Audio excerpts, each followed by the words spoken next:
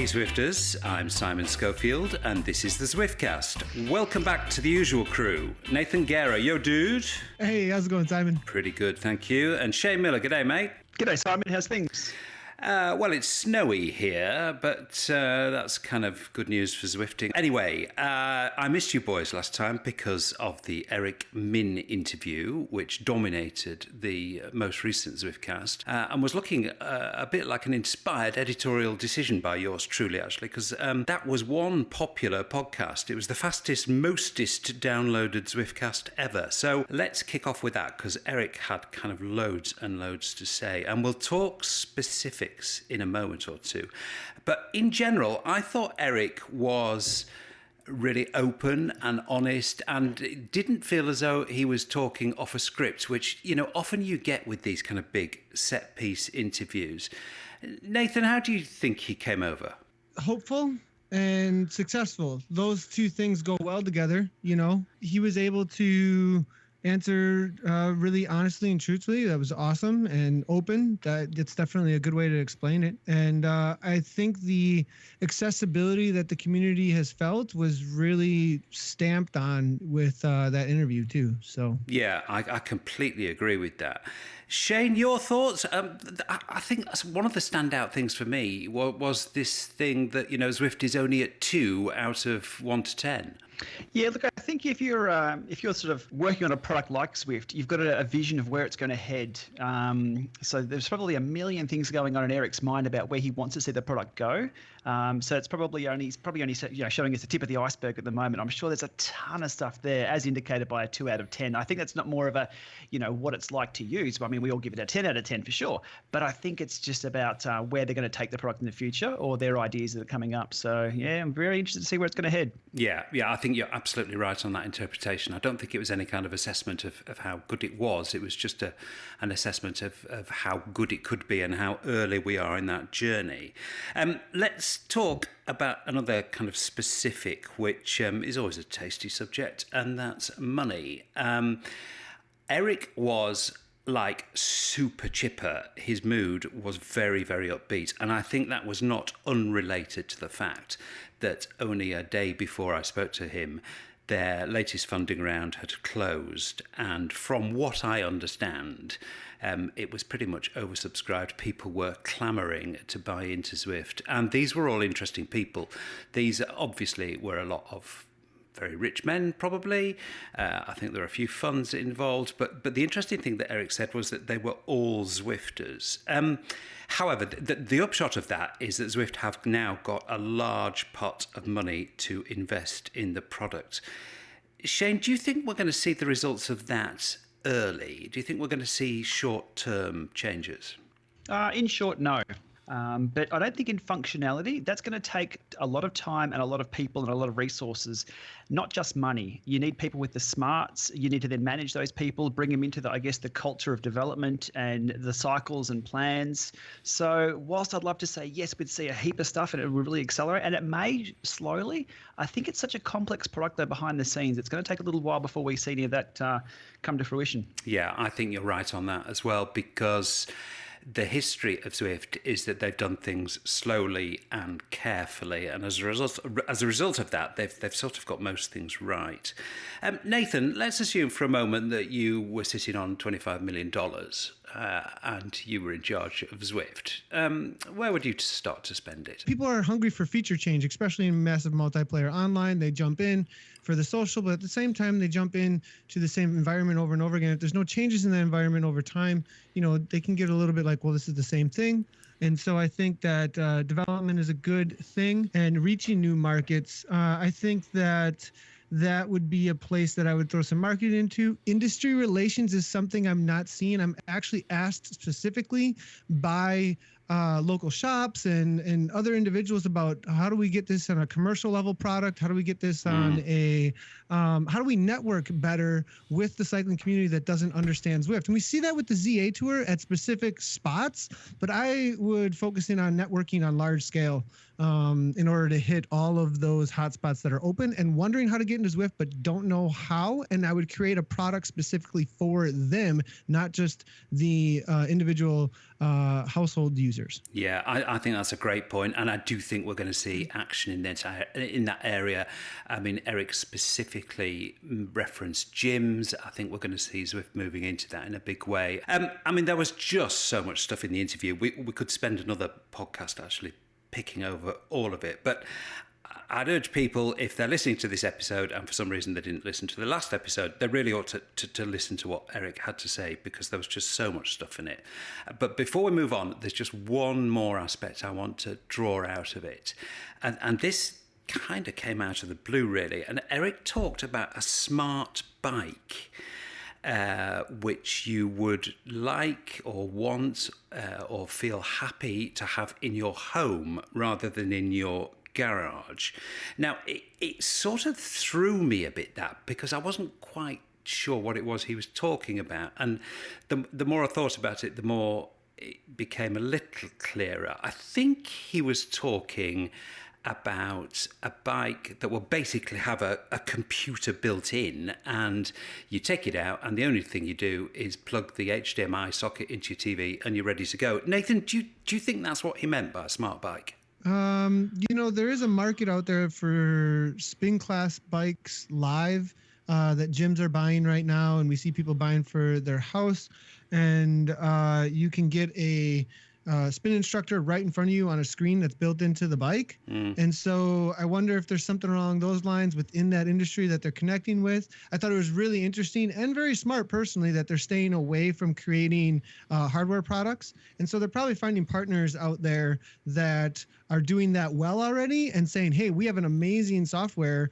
that you can that you can plug and play into this if you guys just develop around us a little bit. So I think that might be the road they're going down. Yeah. Shane, I mean, if this were to be sorry for the jargon here, an out-of-the-box Zwift solution, I mean, do you think Eric would really leave all that to another hardware manufacturer? Are they going to stick with software? Would they just partner with someone, as Nathan just suggested? I think we've heard a few times that Zwift keeps saying that they're primarily a software company. They don't want to get into hardware. And if you look at just around creating the Zwift kit from Castelli and the delays and the issues we see go on there, I think they'll still stick with software.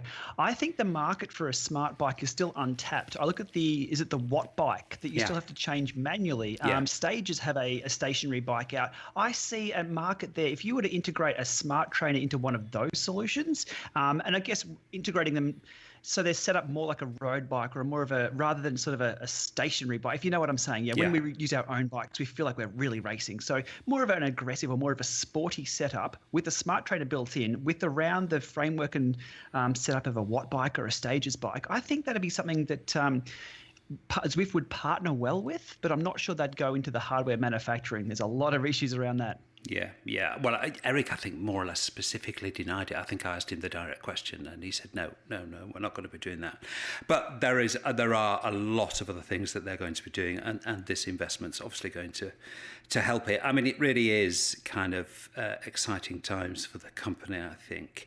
And again, the other thing that struck me, just going back to the rate at which the podcast was downloaded, a kind of 75-minute unedited interview with the chief executive of a software company. I wasn't sure there was going to be much demand for that, to be honest, but it was amazing how much interest there was in it. And I think that's a bit of a testament to how much engagement the users do have with the company and the platform. So the future does look pretty shiny and exciting. But let's get back to the present, and let's hear from a celebrity Zwifter. Jodie Cundy is a multiple gold medal winner at the Paralympics and pretty much an all-round good egg, as well as being a very experienced Zwifter. Here he is.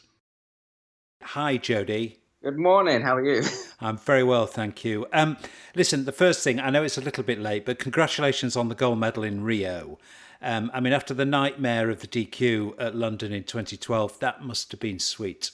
I knew I was in good form, so I could just do the ride that I needed to do, and the gold medal with mine. It sounds really big-headed. I was really chilled up until the point I got on the start line, and then I had probably the worst amount of nerves I've ever had before any race, and like memories of London just came flooding back. So remember doing the first pedal rev, and literally my foot got to the bottom of the pedal stroke, and I had a massive sigh of relief. And then I don't remember anything of the race until like the last corner. So when I crossed the line, it was one of relief. It was done and dusted, and I didn't have to worry about the kilo anymore. Like I could really enjoy racing it next time I do it. How hard is the kilo? I mean, is it just 66 seconds of unadulterated agony? Kilo is probably the most horrible event I've ever done. I don't think there's many things as nasty as a kilo. Like I've done a 4K pursuit, and that's painful, but painful in a completely different way. They're hard work and they hurt, but you kind of expect it, whereas the kilo is so much pain in such a short period of time. And literally the last lap and a half, the lactic acid is just eating away, and all your legs want to do is go slower, but your bike's traveling at like 45 miles an hour, so the pedals just want to keep turning.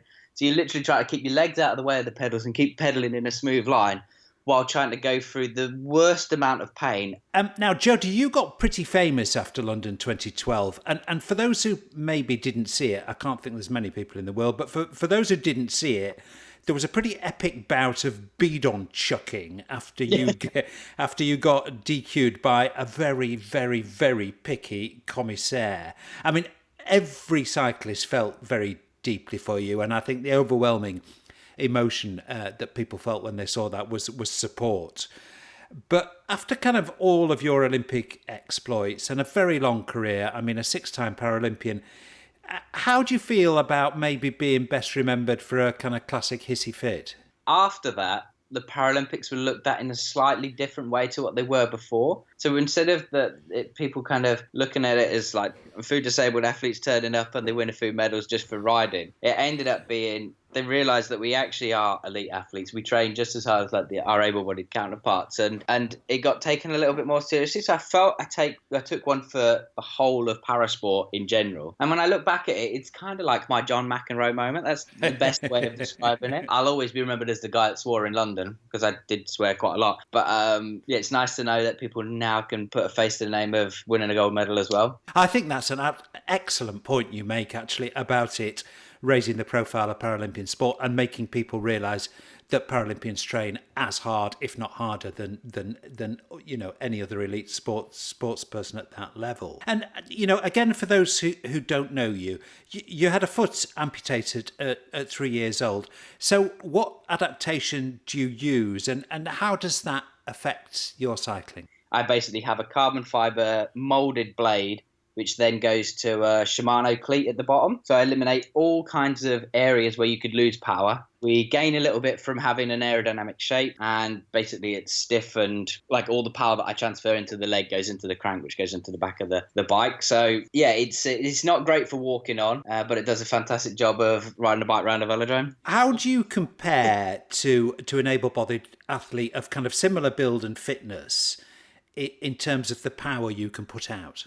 Yeah, I'm not out and out as powerful as them, but like I've got a good length on my kilo and stuff. So, and my sprint. So I'm in there, but I'm not quite up there with the best of the sprinters. But it's quite nice when we train with all the academy lads and up and coming guys, because I use those guys as like a benchmark, because they're all chasing like the Olympians and the cream of the crops, your Phil Hines and your Jason Kennys and stuff. And then you've got the academy guys that are kind of trying to fill that gap and chase those and keep them on their toes. And then there's me, and I train alongside them, and seeing their times in training and doing the efforts that they do. It's quite nice on the 1 or 2 sessions where you're just going really well, or they're having a little bit of a bad day and you go a little bit quicker than them. Because it's quite entertaining to have the coaches kind of give them a lot of stick for getting beaten by a one-legged man. So it's quite nice for me, because it's a motivator for me to do that, to be better than those guys, because that helps move me on. I mean, you've been a massive Zwifter since the earliest days of the platform. How do you use it? I just use it as kind of anytime I need to do a bit of mileage on the bike that's not specifically track or in the gym or all the other bits and pieces that I need to do.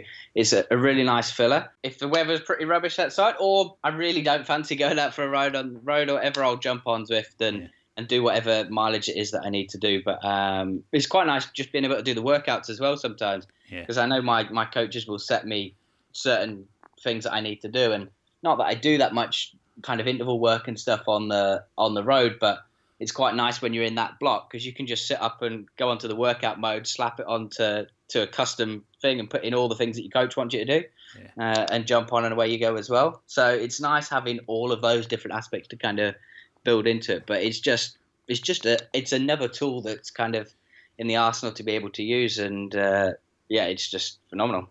And just the way the community's grown and stuff over literally the year and a bit that I've been using it is just phenomenal. And I think this winter or whatever, it's going to be massive in this country. Jody, it's been an absolute delight talking to you.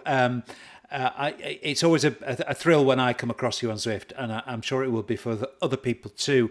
Good luck with the preparations. I know it's a long way off, but good luck with the preparations for Tokyo. And thanks so much for coming on the Zwiftcast. No problem. Thank you very much for having us on. He should have been on ages ago. Really interesting interview. And Jody probably came to the attention of a wider audience with that excellent hissy fit he had at the Paralympics, which involved bidon chucking. And it got me thinking about hissy fits and bike racing, and especially actually bike chucking, the lifting of the bike. Generally, the classic bike chuck is then to raise it over your head and hurl it as far as you can from the source of the thing that's upset you. I mean, I'm a great fan of the art of bike chucking. David Miller had an absolutely fantastic one. I think it was in Barcelona. And of course, Bradley's unbelievably elegant bike chuck, which turned into a kind of glide to a graceful stop and park manoeuvre. That was also a classic of the genre. And I'm just wondering if we shouldn't have a bit of a virtual bike chucking option in Zwift. Nathan, any bike chucking episodes you'd like to confess to? Well, first of all, we definitely need a bike chucking in game. I mean, because I think it would take care of some of the messages about, so-and-so Z power, or, this is just, you can just chuck your bike. I mean, it'd just be over. And they would even get a little icon next to your name, maybe saying that you're raging and they're doing a bike chuck at that moment. So everybody would know that, that guy's, and so. It would be fantastic, wouldn't it? I mean, particularly off one of the bridges. On Watopia, if you could kind of get onto the parapet of the bridge and hurl your bike off it and get your avatar to do it, it would just be so cool. And not even you. Then the bike would just fly off the bridge and say Ohio, really, or something. I mean, it was just like Geronimo, Ohio. I mean, it'd be great. So, anyways, I have not personally that I can strongly remember. There's a faint Citizen years or Cat 5 years, maybe chucking an old school Gary Fisher Hukuiku that wasn't shifting right and had no business being on the course before I was actually racing properly. But I'm more verbal in my communications, and so I've been absolutely suffering and things aren't going well, and somebody's basically just cheering me on, and I can't even handle them telling me to go anymore because I can't anymore, and I've yelled at my fans. Saying, just shut up, I'm doing as best as I can. or I've thrown bottles here and there, but I'm definitely way more of a verbal communicator rather than physically throwing things, and have been told that I need to just shut up sometimes. But anyways, Shane. I've learned. Shane, forgive me, Father, for I have sinned. You're entering the confessional. Any bike chucking you wanna get off your chest? Look, I don't think I can afford to throw a bike like that, but I have one story I've got of laying the bike down without actually properly placing it down. I was in a time trial. I was 200 meters from the finish. I was doing really well, and 90-degree corner in the wet, and down I went. I actually broke a collarbone, but I was so angry. I got up, rode the 200 meters, finished, and then just stepped off the bike and let it fall over. That was as much as rage as I had. I can't afford to throw a bike, though. I do love that Bradley Wiggins one you referred to. That was fantastic. It was just... The bike just says... It was a response from the bike saying, no, I deserve to be placed here elegantly, and I will park here, and you can rage all you want, Brad, but I'm going to park over here. If no one's seen it, please look it up on YouTube. Yeah. No, it's the best ever. Although I have to say, it does have a rival in terms of kind of immediate visual result with that recent one that was going around YouTube. I think it was a crit in America, and the guy picked his bike up and hurled it, and it was carbon and it snapped. completely snapped into like two The funny pieces. part about that was prior to the race, he was talking about how he borrowed the bike, and he was talking about how good the bike was and all that. It was his mate's bike or something. Yeah, it was. And then he went and did that. That was a fantastic follow-up. Well, spectacular follow-up. I won't say fantastic, but visual effect, 10 out of 10. Yeah. It would be just great to have some visual means of expressing your frustration in Zwift. It would keep a lot of that nonsense off Facebook, I think. I think a bit of a handlebar bang or a bit of it's one of those, a big Italian, oi, what's going on here? You see those guys in the Giro. Yeah, they're really, what's the sprinter's name? He's the rival of everyone. He got kicked out of the Worlds, or I can't, Buani. Is it Nasa Buani? Well, it could be that kind of character. It could be any of the sprinters. I mean, they're pretty short-tempered kind of guys, aren't they? Excellent stuff. Well, a bit of fun. Yeah. We should have a frustration emoji of some kind in Zwift. But I have to say, one thing that hasn't frustrated me at all over the past few weeks is the new top-end trainer from Elite, the Drivo. Here's my review of it. If you're planning to spend big money on a smart trainer and looking for the ultimate premium Zwift experience, the choice until recently was simple. It was a Wahoo Kicker or a Tacx Neo. The Kicker is terrific. The new model is quieter than the first version, and the Neo is a worthy rival, incredibly silent and very, very accurate. Any Zwifter would be happy with either one. But now there's a rival, the Elite Drivo. Similarly priced and boasting accuracy of plus or minus 1%, has Elite got it right? Is the Drivo genuinely worth adding to the ultimate wish list? This review is going to try to answer that question. Is the new choice for high-end Zwifting now Kicker or Neo or Drivo?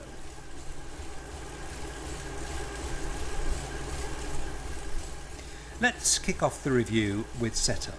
The Drivo is a fraction longer than the Neo, so that may be a factor if you're in a confined space, but it won't be a worry for many. Once you've wrestled Drivo out of the box, setting it up beyond that is incredibly simple. It's a question of standing it up, moving a T-shaped bar across into position, which just slots into a bracket. There's then a little thumb screw, which tightens up. Two plastic triangular shaped pieces which fit on the ends of the T-bar. They actually are shaped in such a way that you can vary the height of the trainer using them. And apart from putting a cassette on, that is it. It's incredibly simple.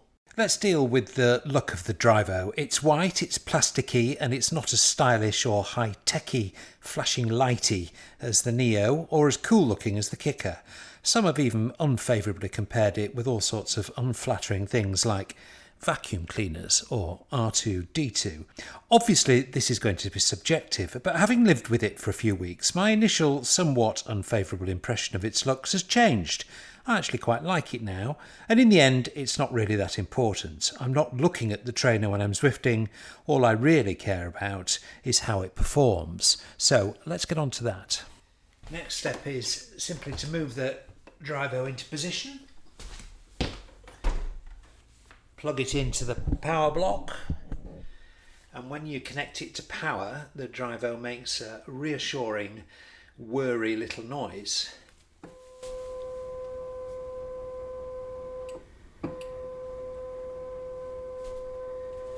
The lights flash. You've got a red steady-on power light and flashing green and flashing blue, which lets you know that it's looking to connect either via ANT Plus or Bluetooth. Final step is slotting the bike onto the Drivo, which is not terribly difficult. I just made a bit of a meal of doing it there. Fit the quick release skewer, which rather annoyingly is not supplied. Tighten it up, clamp it down, and you're ready to go. I reckon if you didn't dwell on the instructions, which there's no need to do, to be honest, you could have this out of the box, set up and ready to go within 10 minutes, including fitting the cassette, as long as you don't muck about too much with that stage of the process. Really quick. Not only is setup very rapido, the pairing process is equally flawless. Zwift recognised the Drivo literally within half a second, and before you know it, you're ready to go. I've put plenty of miles on the Drivo over the past few weeks. I've done group rides and I've done races, and I've had a few solo poodles on it. And in summary, this is an absolutely fantastic trainer. In my view, it's as good as the Neo or the Kicker, and in some respects it might even be better. Let's go through the elements that are important to Zwifters, starting with road feel. Unlike the Neo with its virtual flywheel, the Drivo has a real 6 kilogram flywheel, and it's as smooth as silk to ride with a terrific road feel. The Kicker sells itself rightly on its properties of inertia. I've found the Drivo to be equally good in this respect. Where does this really count in Zwift? Well, just like riding on the road, if you hit a slope carrying plenty of speed and you up the power as the slope starts to bite, the inertia keeps you rolling nice and quick. It's a real advantage in races or fast group rides where you're fighting to stay in touch with a fast moving bunch and the road kicks up. Next is speed of transition through gradients. So let's have a quick spin on the Drivo through the S's on Watopia, where transition speed is important and where a high inertia flywheel is also crucial. Okay, here we go. This is the breathless section of the review. So I've just changed trainer difficulty all the way up to max, so I can feel every 0.1% of every gradient, and let's see how fast the transitions between gradients are on the Drivo. Here we go. We're approaching the S's section and starting to climb. About 6% now, and I can feel it. You can hear the trainers slowed down. The gradient's beginning to soften, down to 4%, and the Drivo handled that very well. 1%, no percent, right, much easier through the pedals now. We'll take the next transition at speed.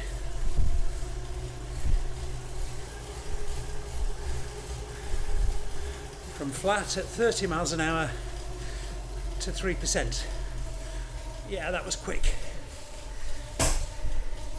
Cresting, downhill, big change. Uphill, the inertia carried me through that. Flat, gentle descent, and immediately it changes. Big change coming up here. Yeah, again you could feel that immediately through the pedals, but the high inertia just carries you up those hills fairly quickly. A couple of gear changes, keep the pressure on, and you can maintain your speed really well. And downhill, and again the transition is very rapid and very smooth. And that about sums it up. Transitions are everything you'd expect on a trainer at this high price. I didn't measure the accuracy of the power, as the only way I could do this would be against a set of P1 pedals, and the P1s and the Drivo measure power at different parts of the drivetrain, so it's not the best method. But others have done comparisons, and the Drivo hasn't been found wanting. Elite has complete confidence and has submitted it for independent testing to a German lab that specialises in these kinds of things. It's claiming accuracy of 1% based on those tests. Having ridden a lot on Zwift and on a few different trainers, the unscientific "does it feel right" question results in a resounding yes. The only glitch I noticed on the Drivo over many rides was a couple of crazy cadence spikes up to about 150, 160 RPM. Interestingly, the Ramper reviewer Paul on the last episode of the podcast reported the same thing. Maybe that's something Elite need to take a look at. But the spikes are so short they're of little or no consequence, and they'd probably be fixed using the supplied wired cadence monitor. As to noise, well, as you've probably heard throughout this sequence, the Drivo is not intrusive. It's got a kind of low, whirring moan, and even when pushed, it's not unpleasant or especially loud. Here it is when I'm kicking hard, trying to stay with a fast group in a race as we go up a short climb.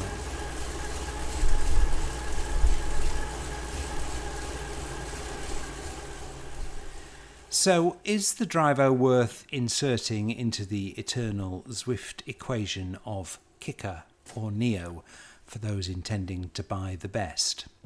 Yes, it is. The Drivo is a contender. Normally when I'm testing trainers, I'm fairly keen to get back on my neo, but for the past few weeks, it's been sat sulking on its own, unused in the Zwiftcast pain cave. I am going to get back on it, but if somebody came along and said you've got to ride the Drivo for the rest of the winter and the Drivo only, I wouldn't be disappointed. In fact, I'd be pretty happy. Shane, I know you've had time on this trainer.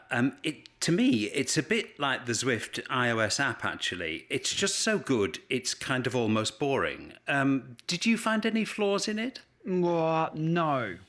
I was able to make it slip the belt just a little bit, but this is me putting it in the 39.28. I think I put on it, and I put these through a stress test that people will probably never ever hit. So it sort of skipped and barked a little bit, but under every other test I put it held up really, really well. Look, I think this trainer is so good because of its simplicity. And cycling itself is a very, very simple sport. We jump on and it's pushing the pedals. It's so simple. And in this day and age, we've overcomplicated it. Even with Zwift, it's still quite complicated putting up an ant stick or Bluetooth and this and that and lining all these things up. When a product comes along that just works because it doesn't need a spin down or it doesn't need this, it just, like the Neo, you just plug it in and it works. It's a breath of fresh air. So this one, not only is it simple to set up, it works really well. And as you were mentioning about that inertia and the momentum it has, it sort of bringing the pedal over rather than having to pull the pedal over. This is high up there. I need to spend a lot more time on it, but it's rising in favour for me. I think it's terrific, I have to say. I mean, I'm still not quite used to its looks. It's not the prettiest of things, but, kind of, who cares, really? I think it's the colour. I'd like to spray paint mine black. But I'll have to get some stickers or something from Elite and get them their approval first to see if it's not going to break anything. But I think if we had a black stealthy one, it would look more dark Darth Vader than R2-D2. If that makes sense. No, it could stand some improvement in that area. And I noticed actually that, Nathan, your local trainer manufacturer Cyclops are now pretty close with their hammer, which is black actually from the pictures I've seen, and that is up there or set to be up there challenging the Neo, the Drivo and the Kicker. My God, those questions, which trainer should I buy on the Facebook groups, are just going to get ever more complicated, aren't they? But Nathan, I mean, Zwifters who've got the cash are now or soon going to be, they're absolutely spoiled for choice now, aren't they? Oh yeah, they definitely have many not too many choices almost. I mean, have we done a great job of telling them which one to go out and get at? I'm not sure because it's going to be difficult to go after. I've seen all of them in person. They have the Drivo on the ZA tour for like every other event. I was actually going to ask you, Shane, have you gone full on side to side on the thing? Like, I mean, full on sprint side to side and gotten any rocking at all on the Drivo? No, I do all sprint tests on my videos. Pretty much the second video I'll do a sprint test on. I haven't gone full side to side. Reason being is when I sprint indoors, it's always an up and down motion because you can't really sprint like you can outdoors. So in the test that I've done and the same test I've done with all the other trainers I've got, I didn't find any major rocking. You did get it to pop about a bit, Shane, actually. That stood out for me on your video review. But you're a powerful guy. What were you knocking out there? 1,200 watts? Yeah, something around that. It's quite hard because you can't get the snap sprint like you can outdoors getting on top of the gear. So it's around 1,100 to 1,200 watts for a few seconds there. But I can confirm this one doesn't smell like fish. I definitely see the no spin down, just ready to go thing. Like that is really obvious. Seems extremely accurate. When we were hanging out at the ZA tour, when people were throwing down their numbers for the King of the Mountain, Queen of the Mountain challenges. So I'm super impressed by the unit, actually.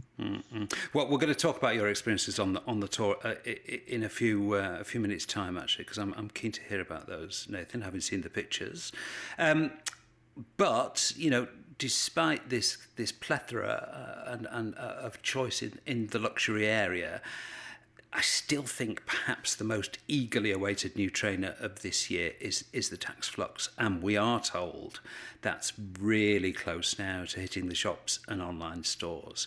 I'm also told that one is on its way to me for testing, and if it gets there in time, I'd for sure have a review of that up on the next podcast, and I'm sure you'll be pretty quick getting that up on your YouTube channel as well, Shane. So that's the one I think that people are going to be super interested in.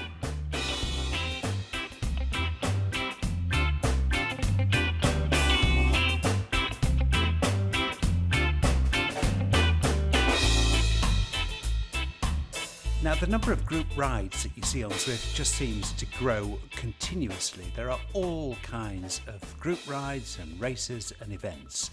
But sometime over the next week or 10 days, there's a new series of group rides starting, which really are worth looking out for. Here's the story of how they started. Welcome to the Zwiftcast to two very special guests from Holland, Peter and Martin Zayeveld. And I think I've got that nearly right. How was that, Martin? Yeah, you did it really well for a non-Dutch speaking. We're here to talk about a really exciting initiative that's going to happen on Zwift. So, Peter, I'm going to ask you what it is. But first of all, I'm going to ask you to tell us a little bit about yourself, please. I am working for the Dutch Cycling Federation as a talent coach. I am doing that now for 15 years. Before I was a professional cyclist, and I did all the big races, Tour of Spain, Tour de France and everything. Martin, your dad says, oh, well, I just rode the Tour de France as if it was like a little trip out in the French countryside. He's obviously got a pretty good palmares, has he not? He does. He's well fit. And he still is on his age, a little bit above 60. I'm 60. I'm nearly 62 now, and I try to be always good in shape and try to beat the younger guys, of course. But every year it is more difficult. But I like cycling so much, so I always try to beat the younger boys, and that's my favorite, So Peter, you're coach of the Dutch national team. Now, just for people who don't understand everything about European cycling, just explain to us what exactly the Dutch national team is. Is that a road team or a track team, and what does it do? And there's track and road as well, so they are doing both. I try to develop young riders, till 23. I try to develop them to be a pro in the future. The most of them are living at the Olympic Sports Center, and so all the facilities are there to be a pro in the future. But basically, this is a development team for the professional riders of tomorrow. So, yes. Martin, why are we excited about this in a Zwift context? Some pretty exciting things are going to happen. There are going to be some group ride forums where you can actually join the guys to ride. Also, we try to make a Wednesday night criterium race where you can actually try to, beat them if you can. I'm not sure there's going to be many doing that, but that's a good target. Yeah, you can have a good goal. Also, you have the time to have a ride, maybe on the back to work rides on the Monday, and join in and ride with the upcoming talent and the riders of the future.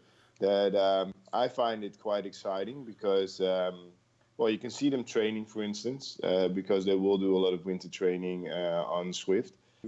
You can join us in group rides where you can actually ride with them. You can race them, So that's also fun. Yeah. So I think that kind of sums it up, doesn't it? Yeah, absolutely. Well, basically, they're going to be all over Zwift, and you'll be able to ride with them in lots of different group rides.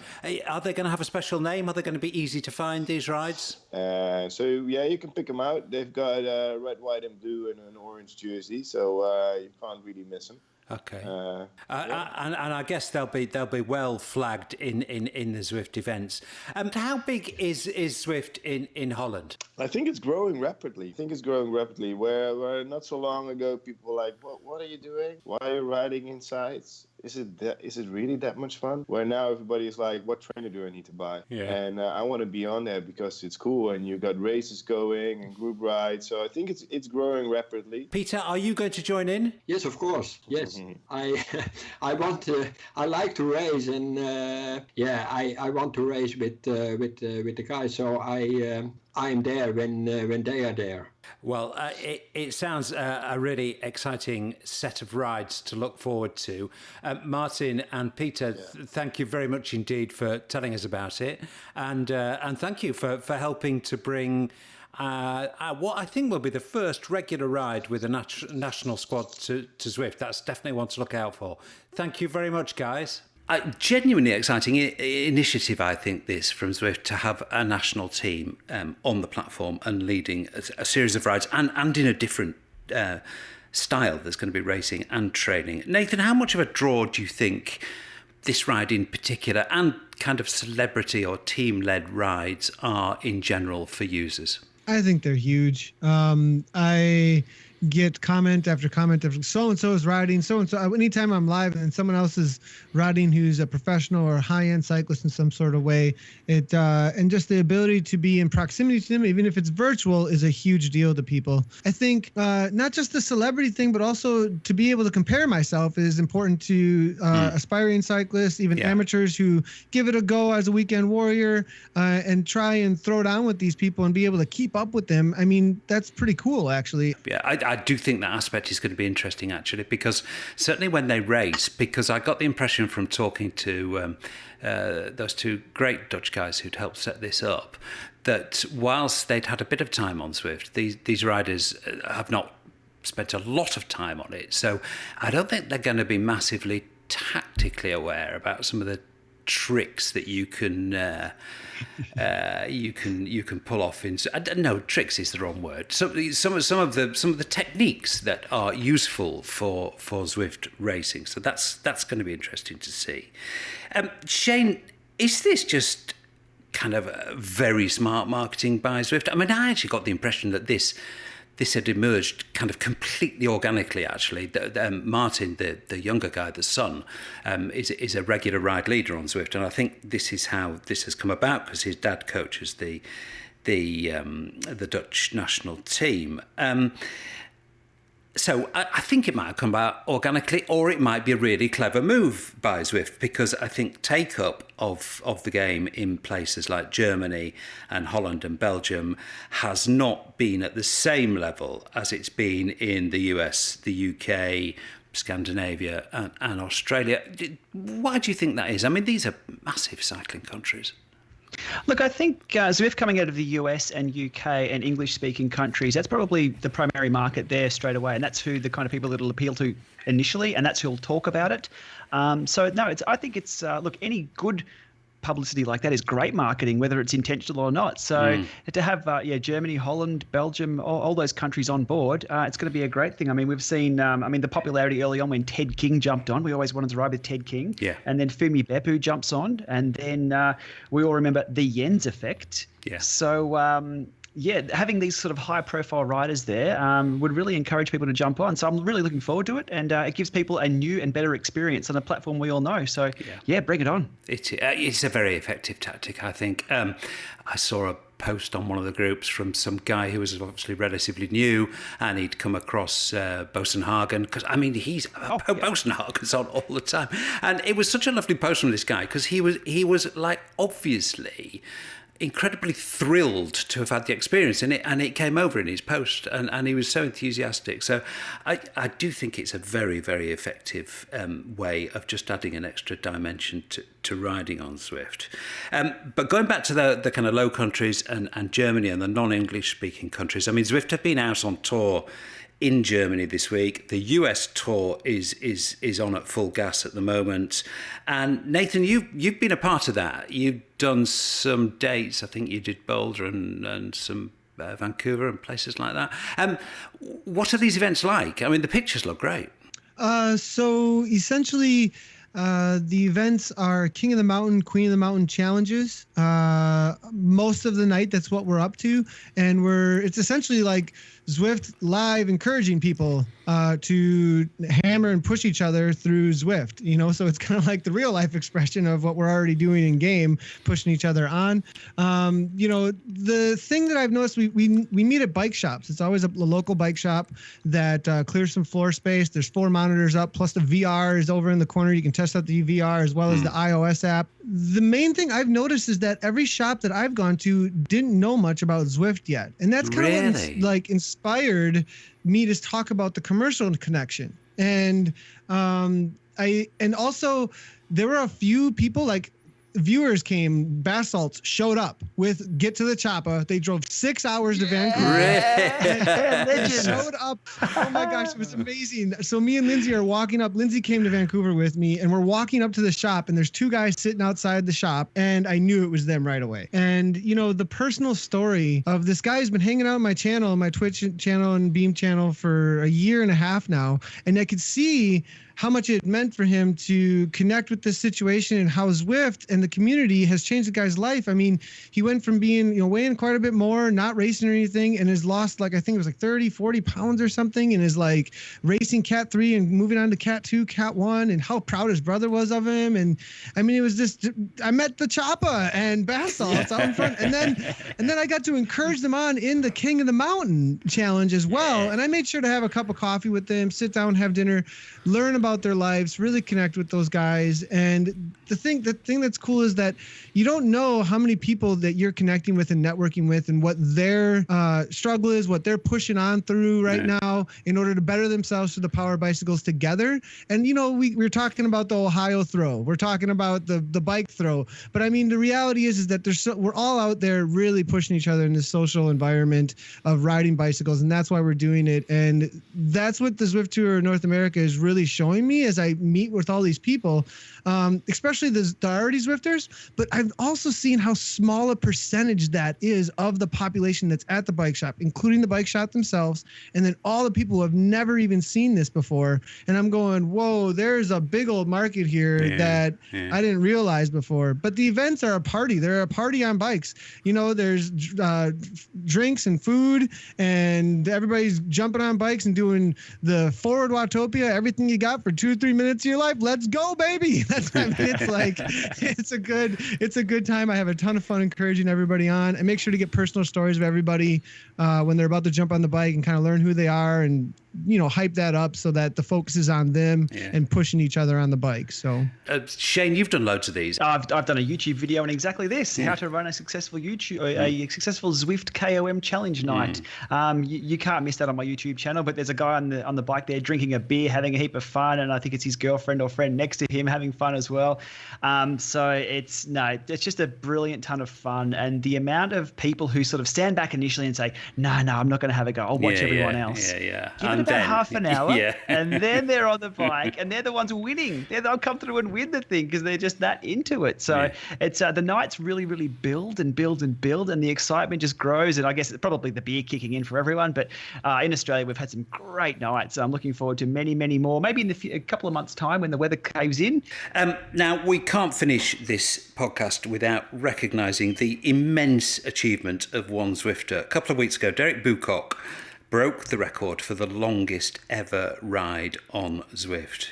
And my God, what a ride it was. I started my interview with him by asking him for the stats. The total distance was 1,620 kilometres. Total metres climbed was 9,800. The total time was just under 52 hours. Good God. In old money, Derek, that's 1,000 miles, isn't it? Yeah, just over. But it was really the time I was going for. The time I've set for that distance, I think, will take some beating. Yeah, because your pace was pretty brisk, wasn't it, for the distance involved? I set off at 36 kilometres an hour and I managed to hold that for the first 24 hours. Derek, I'm going to ask you this question because I know that people will want to know the answer. Which bit hurt the most when you climbed off?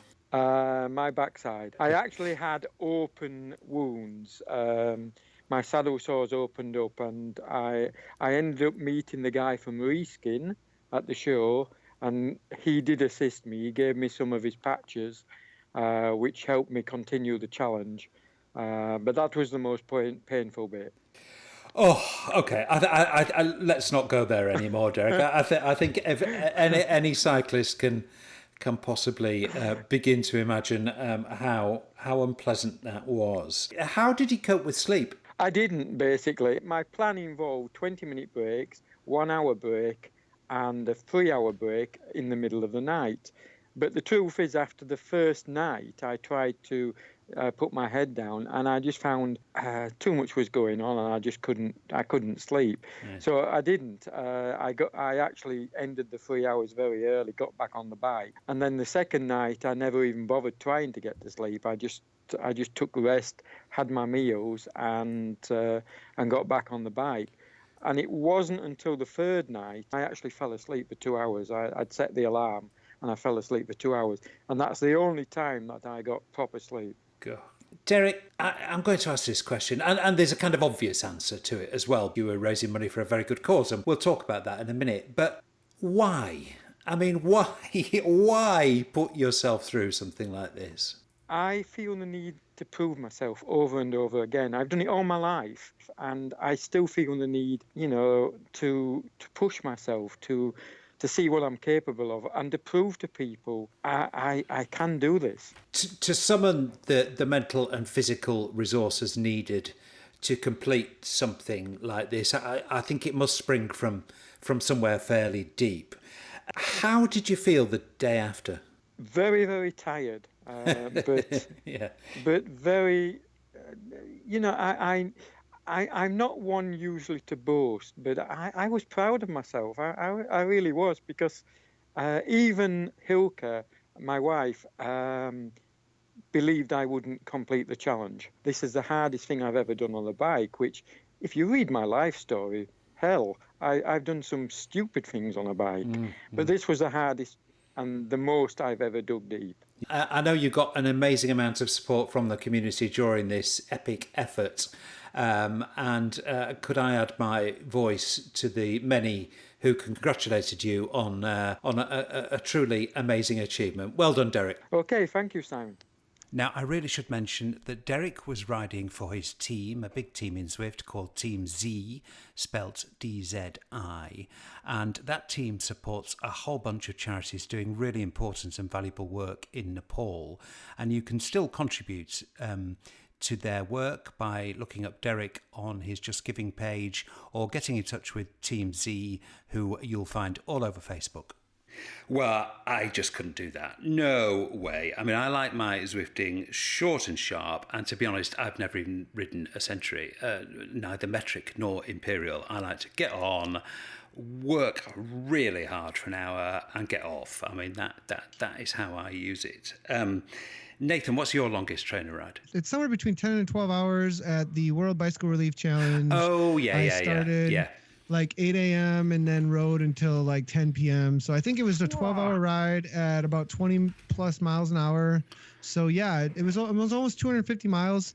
And it was for a great cause. We raised a lot of money. That they're doing it again in December. Actually, I met the director of that whole thing at the at the Boulder event, actually. So that was my longest ride, and it wasn't too bad. But I was doing it live with the whole chat like egging me on, and but there's a lot of people on Zwift that day, all riding a lot of mileage, and knowing that everybody else was doing it did help and push you on to make it happen. So. Yeah. I mean, I think that's different because that's a kind of one-off event, and like you say, there's a kind of community and there's an atmosphere around it, and there's a reason for doing it. But I mean, do you habitually spend long periods of time on the trainer? No, well, I mean. Yes, but for me, it's not I mean, like, what do you mean long periods? Because I mean, yeah, I do habitually make sure that I'm doing a 5+ hour ride on a regular basis. Wow. So yeah. Shane, are you a short and painful or a long and leisurely type of guy? Both, actually. I'd go for short and painful and long and painful as well. So if you can go hard and go long, it's a good mental game. But look, back on Derek, I actually came across Derek when he was finishing, he would have been about 1,400 kilometers in, because he was stuck on Watopia. Yeah. He'd gone so long, he was the only one on Watopia. He was doing Watopia reverse, and I did the little hack and got on Watopia, and here's Derek chipping away. I'm like, hang on. I swung around, and I think I rode with him for a lap. So it was a really good experience to sort of be a very, very small part of what he was doing. He's like, oh, g'day, Shane, what's going on? And I was telling him about the trainer I was testing at the time, and it was really funny. There's no one else around, but we still had a social experience. So that was fantastic. But that's a phenomenal ride. There's some people doing some amazing things. So, Nathan, that's it, nearly it. You're back out on tour, aren't you, in a day, 2 days? Yeah, so we're heading to Minneapolis. So it's on Friday. So yeah, we're gonna be heading out, I think, early on Friday. It's one that's within driving distance. So gonna head on over there, and then the next one's 40 minutes down the road after that. So brilliant. In Milwaukee. So that's pretty easy. And so a couple events coming up pretty quick here. And how is stuff in the stream? Things still going well on the Beam platform? Oh, it's going great. We did open back up to the network in Twitch, and now we're also on YouTube as well. So we're hitting all the live streaming platforms, and we're also streaming. Going to start happening more often as well with Zwift on their Facebook page, and that's been a lot of fun. To get more interaction with more community members to see what's going on with the racing world and how fun it can be. And that's really the focus, is fun and really everybody pushing each other at all different levels. There is something new to announce about the stream. Tomorrow is the first live ride, tomorrow being Wednesday, the 9th, I believe. Yeah, but that'll be my first Wednesday, November 9th is gonna be the first live ride training ride that I am coaching people through. We're gonna have it on a weekly basis, and with Beam's low latency, they have like a sub 1 second latency. If you use a certain kind of server with them, I can have immediacy. We'll also have a Discord channel for it for voice communication between each other, and I'll be it's actually an event in Zwift, so it's actually on the app right now that you can join it. It's the Vision Cycling Training Camp ride, so you can jump on and join in the event. It's for everyone. Sounds really great. Shane, what gives in your global media empire? Oh, look, we're sick of Melbourne's weather. We're waited and waited and waited for summer. It never came. So we've pulled up stumps and we're in Sydney for the next 5 weeks. And stay tuned for which trainer I chose to bring up here as well. Excellent to speak to both of you fellas. Another lively podcast. Really enjoyed talking to the pair of you and look forward to talking next time. Thanks, guys. Thanks, Simon.